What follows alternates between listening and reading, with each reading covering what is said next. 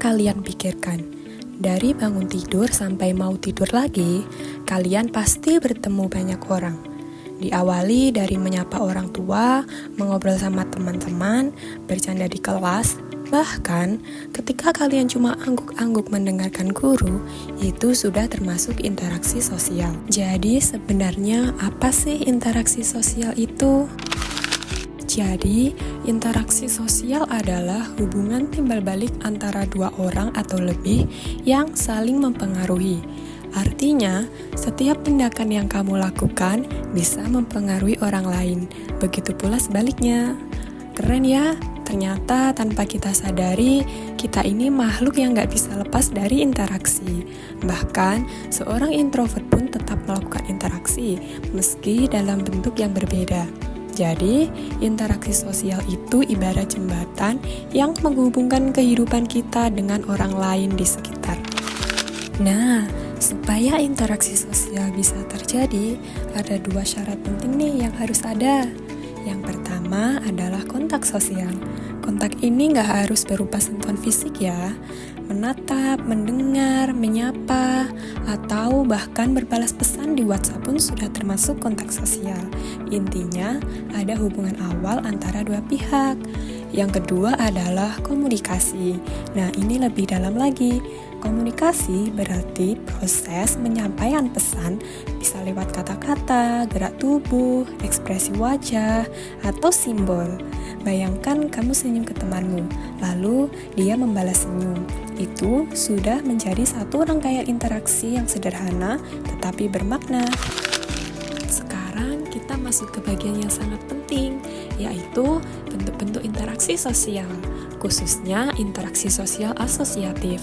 Apa sih interaksi sosial asosiatif itu? Jadi, interaksi sosial asosiatif itu adalah bentuk interaksi yang bersifat positif, yang tujuannya membuat hubungan antara individu atau kelompok menjadi lebih harmonis, lebih rukun, dan saling mendukung. Nah, di slide ini ada 3 contoh utama nih. Yang pertama yaitu kerjasama. Gambar pertama menunjukkan sekelompok orang yang sedang duduk bersama di satu meja, menggunakan laptop, berdiskusi, dan saling berbagi ide. Nah, ini adalah contoh nyata dari kerjasama. Kerjasama terjadi ketika 2 orang atau lebih bekerja sama untuk mencapai tujuan yang sama. Dalam kehidupan sehari-hari, kerjasama bisa terlihat saat kalian membuat tugas kelompok, merencanakan acara kelas, atau ketika satu tim berusaha memenangkan pertandingan olahraga.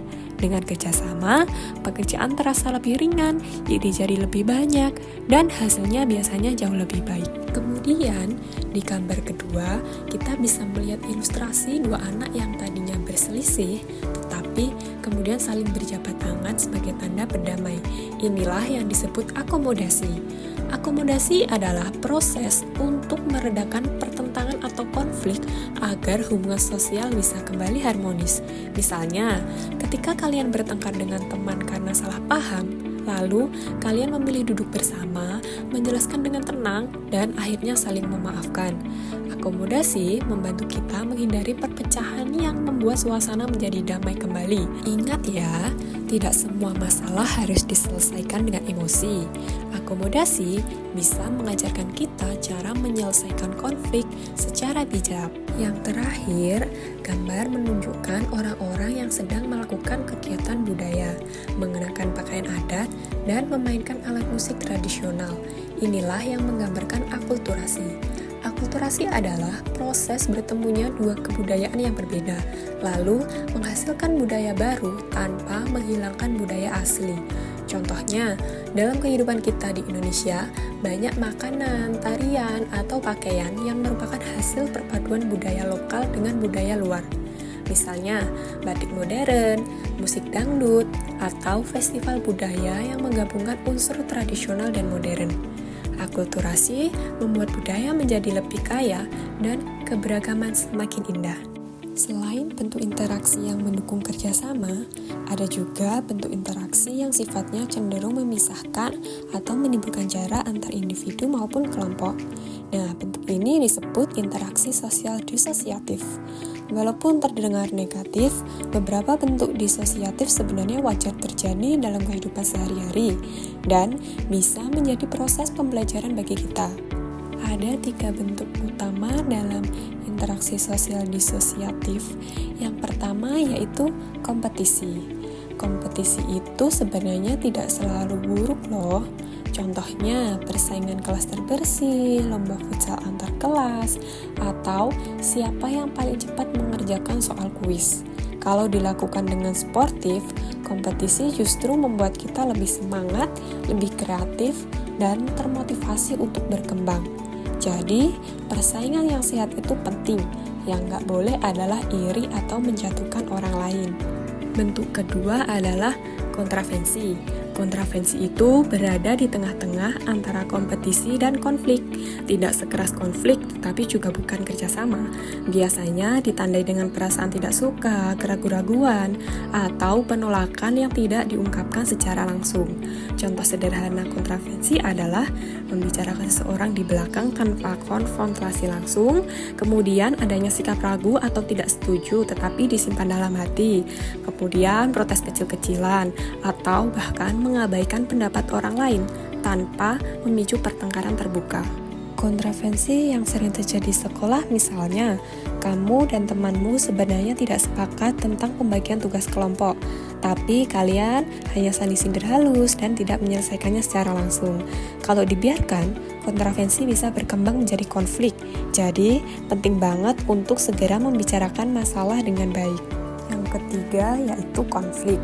Konflik adalah pertentangan yang terjadi ketika dua pihak atau lebih berbeda pendapat secara tegas dan terbuka. Mungkin kalian pernah mengalami pertengkaran kecil dengan teman karena salah paham atau berebut sesuatu. Tenang, itu wajar banget. Yang penting adalah bagaimana kita menyelesaikannya. Konflik sebenarnya bisa menjadi titik balik menuju hubungan yang lebih dewasa dan kuat, asalkan diselesaikan dengan cara yang baik. Misalnya, berdiskusi, meminta maaf, mendengarkan pendapat teman, dan coba memahami satu sama lain. Jadi, interaksi disosiatif ini terdiri dari kompetisi, kontravensi, dan konflik. Ketiganya mungkin terasa kurang menyenangkan, tapi sebenarnya bagian dari kehidupan sosial kita. Yang penting bukan menghindari semua bentuk disosiatif, tetapi bagaimana kita mengelola dan menyikapinya agar tidak merusak hubungan dengan orang lain. Tahukah kalian bahwa setiap orang punya gaya interaksi yang berbeda? Dan ternyata perbedaan itu dipengaruhi oleh beberapa faktor. Yang pertama adalah imitasi, yaitu kecenderungan kita meniru orang lain. Misalnya, gaya rambut teman yang kalian ikuti karena terlihat keren. Kemudian yang kedua adalah sugesti. Sugesti ini adalah pengaruh yang masuk ke diri kita tanpa kita terlalu memikirkannya. Misalnya, kalian ikut tertawa hanya karena melihat teman-teman lain tertawa, padahal belum tahu apa yang lucu. Lalu ada identifikasi, yaitu meneladani atau meniru seseorang yang kalian anggap ideal. Bisa idol, tokoh publik, atau seseorang yang kalian kagumi. Yang tidak kalah penting adalah simpati dan empati. Simpati membuat kita peduli, sedangkan empati membuat kita mampu merasakan apa yang orang lain rasakan. Dua hal ini bikin interaksi jadi lebih hangat. Dan terakhir adalah faktor sosial dan budaya. Nilai norma, tradisi, dan bahasa di lingkungan juga mempengaruhi cara kita berkomunikasi. Makanya budaya setiap daerah bisa berbeda-beda dalam berinteraksi. Coba lihat kehidupan kalian sehari-hari. Ada begitu banyak contoh interaksi sosial yang sebenarnya sering banget kalian lakukan loh. Misalnya, membantu orang tua di rumah, bertanya pada guru saat belajar, meminjamkan alat tulis ke teman, atau ikut gotong royong membersihkan lingkungan sekolah. Semua aktivitas itu menunjukkan bahwa manusia selalu butuh bekerja sama. Bahkan, hal kecil seperti menyapa teman yang sedang murung bisa menjadi interaksi yang sangat berarti. Lalu apa sih manfaat dari interaksi sosial? Banyak banget loh manfaatnya interaksi sosial. Salah satunya dengan berinteraksi kita jadi lebih mudah memahami perasaan orang lain, belajar bekerja tim, dan meningkatkan kemampuan komunikasi. Serta kita bisa membangun hubungan baik dengan orang-orang di sekitar kita. Interaksi sosial juga membantu kita membentuk kepribadian. Kita belajar bersikap sopan, menghargai perbedaan, dan bertanggung jawab terhadap tindakan kita. Semakin baik cara kita berinteraksi, semakin baik pula lingkungan yang kita ciptakan. Sebelum kita akhiri pembelajaran hari ini, yuk kita renungkan sejenak. Coba pikirkan, hari ini kamu sudah berinteraksi dengan siapa saja? Bagaimana sikapmu saat berinteraksi? Apakah kamu sudah memberikan respon yang baik kepada keluarga, teman, atau guru? Ingat ya, interaksi sosial itu seperti keterampilan hidup. Makin sering kita melakukannya dengan baik, makin mudah kita membangun hubungan positif. Jadi, jangan ragu untuk terus belajar berinteraksi dengan hangat dan sopan.